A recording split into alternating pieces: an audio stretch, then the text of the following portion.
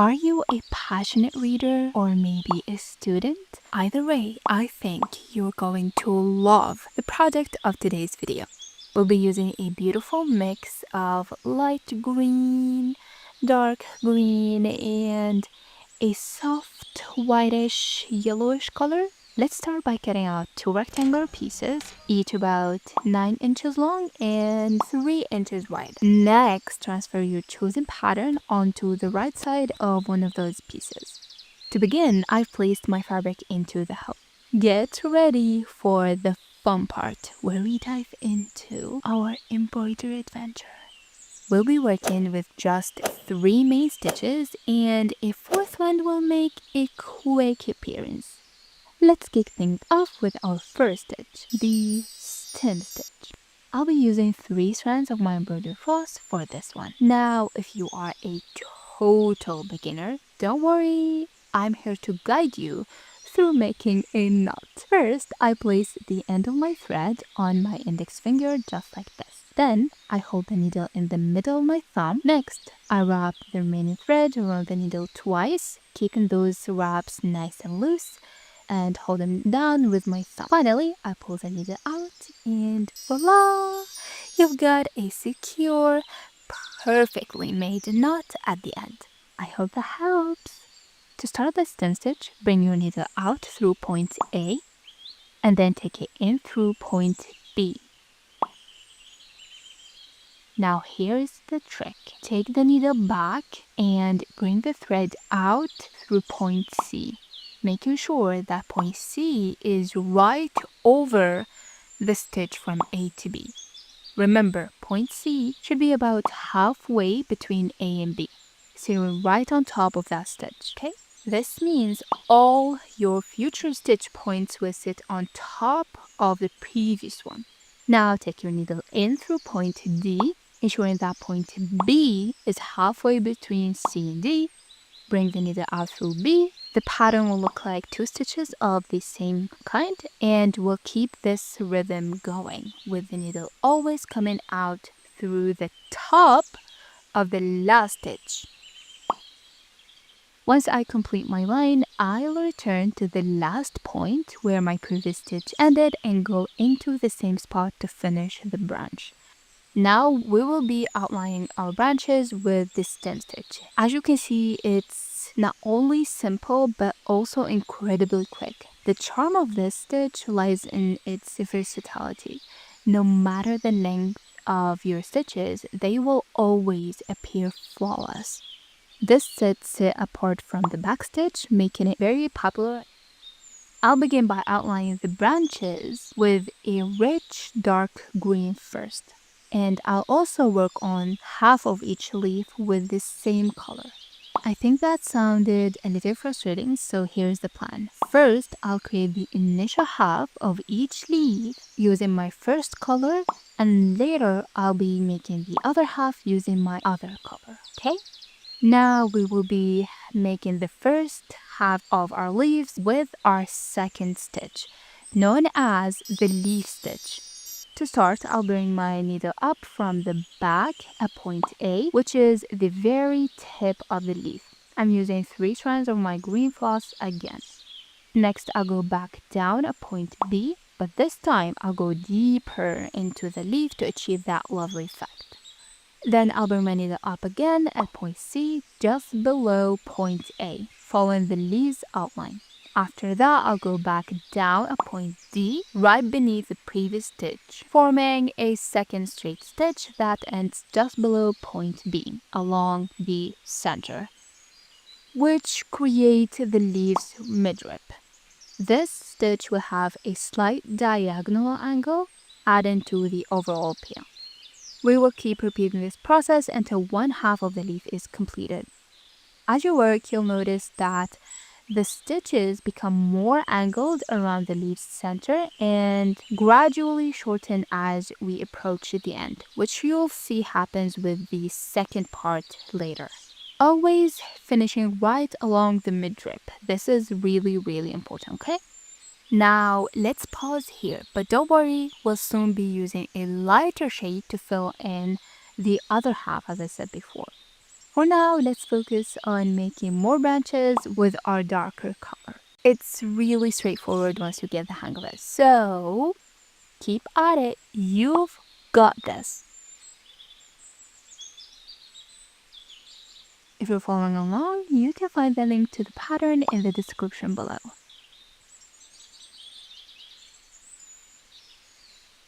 This project is perfect for using up fabric scraps, but if you're making it as a gift or for a customer, I recommend using a larger piece of fabric, draw the rectangles on the fabric, embroider them, and then cut them out. However, if you're making this for yourself or if you're confident in your skills, feel free to use a scrap of fabric. One tip I really love is to start my first stitch a little higher than the top of the leaf I skipped. This small trick helps define the tip nicely, and then I place the second stitch right on the original line I drew.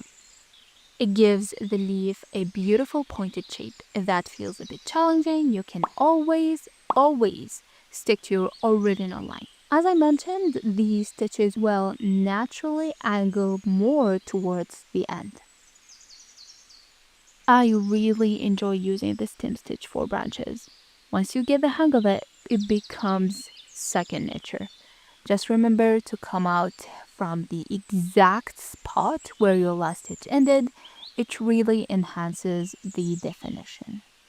Another little trick I find super useful is not pulling my thread all the way through. I leave a tiny loop, then come out from the end of my previous stitch before tightening everything. This method helps me finish my stitches more accurately and prevents me from accidentally snagging some of the thread strands, which could turn our lovely stem stitch into a split stitch, if you know what I mean. And we don't want that to happen, okay? Okay? So that is just something that I like to do. I don't know what you like to do, but I would love to know what you like to do. So leave me a comment below. Please, I'd love to chat with you. Isn't it incredible how defined this line is, even with all its curves? Once you're done adding all that gorgeous depth, we'll switch to our lighter shade to fill in the other half of the leaves, following the same steps we just went over. You'll see how we're sticking to that midline we established earlier. And as we continue, the stitches will start to lean more diagonally. See?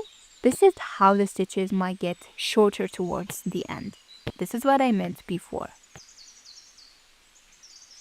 Just a little tip. If your fabric has some stretch, consider adding interfacing to the back. This will help you during the embroidery process and improve the overall look of your project.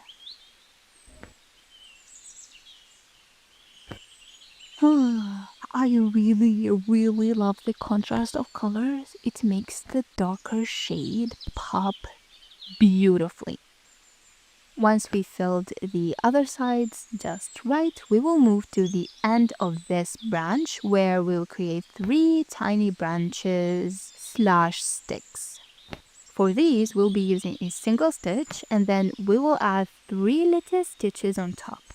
This is where the magic of the lazy daisy stitch comes into play, or our third stitch. We'll start by bringing our thread out through point A, then insert back into the same spot or nearby and pull it out through point B.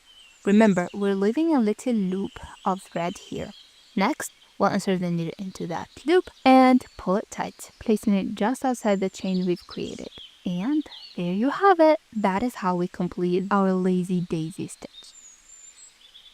We will repeat this process 3 times at the top of each little branch we've made, 9 times total. Just like that, we've created adorable little flowers without, do you hear me? Did you hear that? Without any complicated stitches. You can thank me later. Okay? I accept any thanks below in the comments.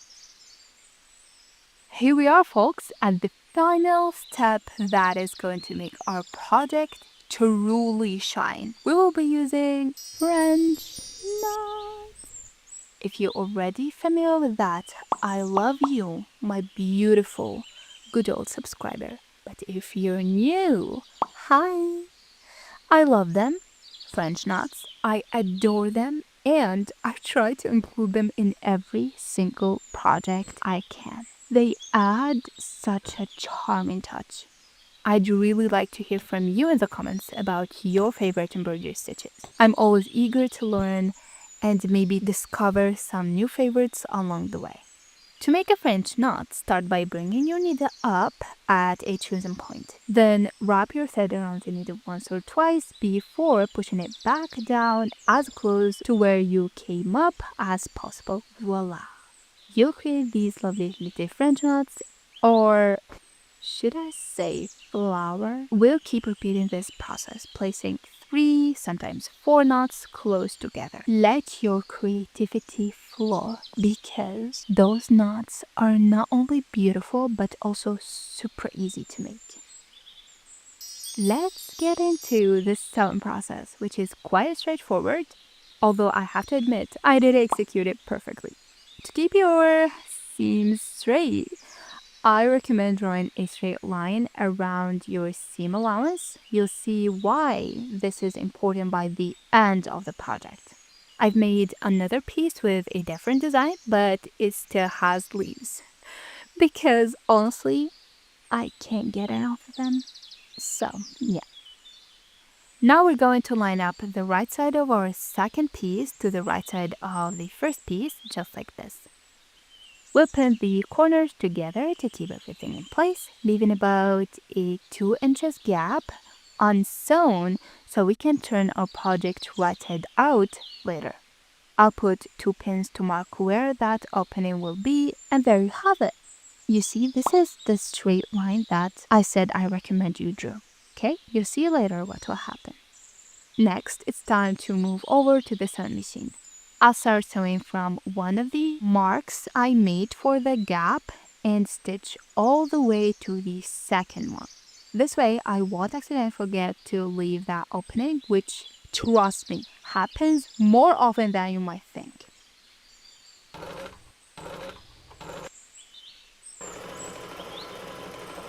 Here is a useful tip for those tricky corners. When you reach a corner, insert your needle into the fabric to hold everything steady. Then lift the presser foot and turn your work to the other side.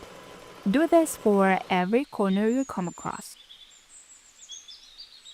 Now, I know I've kept you guessing about what we're making here. Any ideas?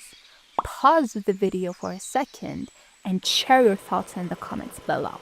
Now, okay? As I near the end, I'll hit that second mark we made for the gap, and that's where we will flip our project to the right side. Now, trim those corners just a bit, shall we? We want those edges to be sharp and crisp, not all bent out of shape like we don't care. So, go ahead and repeat this for each corner. Once you've done that, we'll flip our project to show the right side. But if you like your edges to be a little bent, I guess that's alright, okay?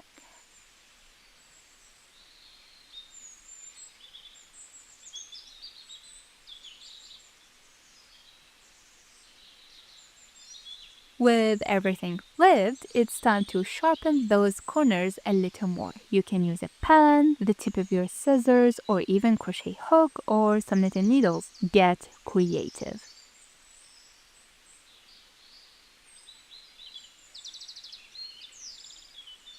After that, give those corners a nice press with your iron. Next, we're adding the tassel. By now, you've probably figured out that we're making a bookmark. I'm using my trusty crochet hook to poke a hole right in the center of the top of the bookmark.